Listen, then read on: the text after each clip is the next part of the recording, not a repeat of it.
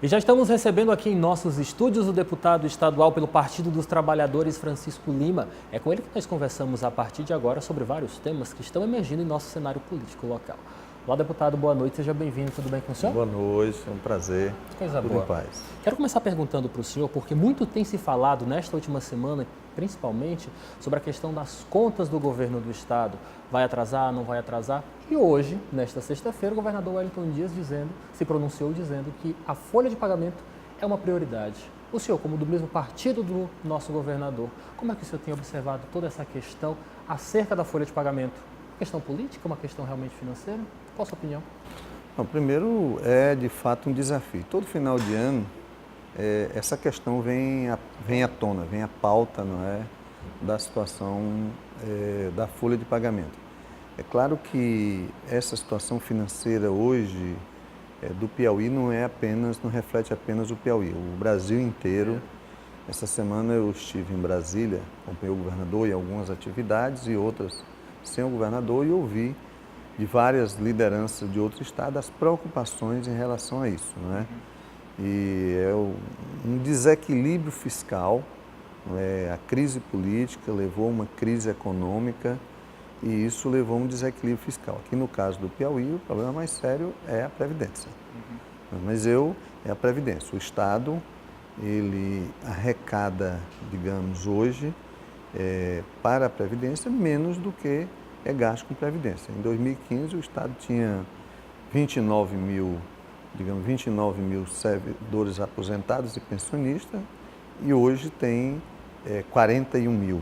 Então, tem muito mais gente e a arrecadação não aumentou na mesma velocidade. Então, isso gera um desequilíbrio e o Estado tem que retirar cerca de 100 milhões todos os meses do Tesouro para cobrir a folha com o aposentado e pensionista. Então, essa é a crise de fato de pessoal. Então, mas eu acredito muito na capacidade de articulação, de mobilização do governador Wellington e do secretário Rafael.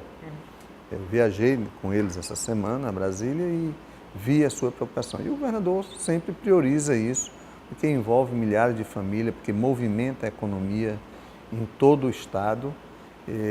Isso demonstra aí a preocupação que o governador tem com os salários. Eu imagino o tamanho das dificuldades. Ainda ontem, o secretário da Fazenda, Rafael Fontela, esteve na Assembleia e apresentou o relatório. No relatório, os indicadores fiscais, que é o que conta para efeito, digamos, do controle do Tesouro Nacional, eles estão sob controle. Os percentuais em educação, em saúde, de pessoal, eles estão dentro daquilo que é aceitável. Porém, não aparece essa questão da Previdência, que é o que de fato promove o desequilíbrio financeiro do Estado.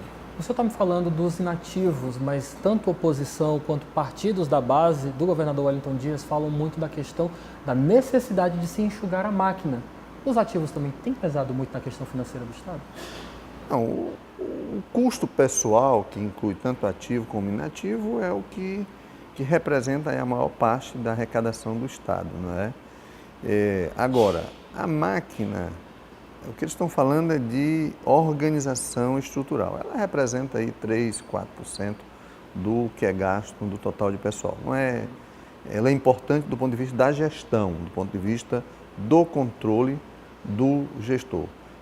Acho que a reestruturação administrativa, ela promove alguma economia, mas o problema do desequilíbrio não está associado à estrutura. Eu até acho que ela poderia ser um pouco mais enxuta. Isso aí eu estou de pleno acordo.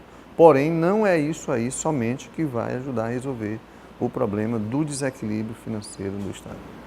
E o que ajudaria a resolver, deputado? Tem que encontrar uma solução para essa questão da Previdência. O Estado tem duas questões. Tem que resolver essa questão da Previdência e tem que aumentar a capacidade de investimento. Porque se não investe, não vai melhorar as condições de produção, de geração de emprego, de estimular novos empreendimentos. Então, e essa medida da Previdência, ela passa por uma arrumação ou por uma interferência do governo central. E como é que o senhor avalia também a questão do relacionamento do Estado do Piauí com a União? porque o Estado sofreu muito com quedas constantes, vem sofrendo muito com quedas constantes do FPE. Você acredita que esta relação deve ser revista?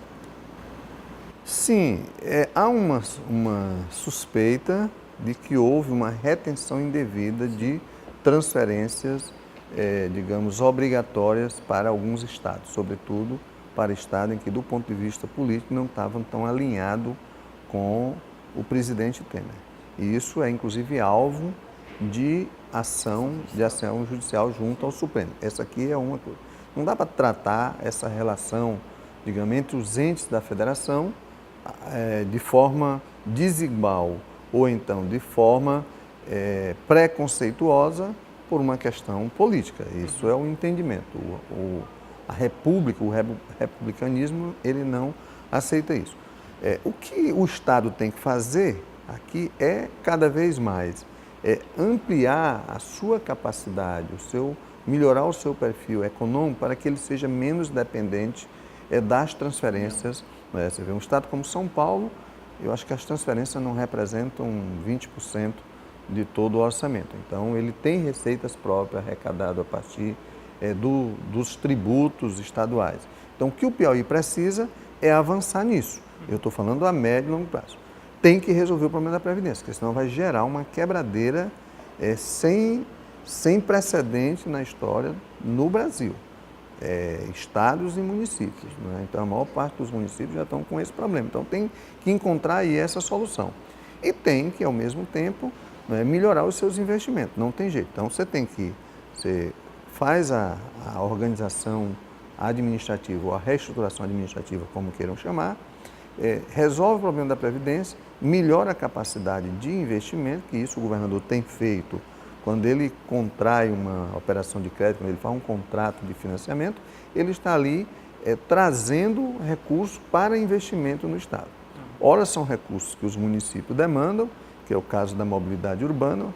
A maioria dos municípios não tem capacidade de asfaltar uma rua, de fazer um calçamento, ou de interligar, às vezes, duas comunidades. Então, são pouquíssimos. Acho que fora Terezinha e Parnaíba, a maioria não tem isso. Ora, são para grandes obras estruturantes, não é? Que é o caso de uma Transcerrado, ou de um linhão de transmissão, ou de uma rodovia, ou de um canal de irrigação. Isso são obras estruturantes que podem ajudar o Estado. Então, o Estado precisa pensar, ter uma visão de curto, médio e longo prazo. Então, nós temos que equacionar. Se não equacionar a questão da Previdência até o final do ano que vem, você pode escrever o que eu estou dizendo agora. Vai ser uma quebradeira geral dos estados. Então, não é mais só o Rio de Janeiro e Rio Grande do Sul, não é?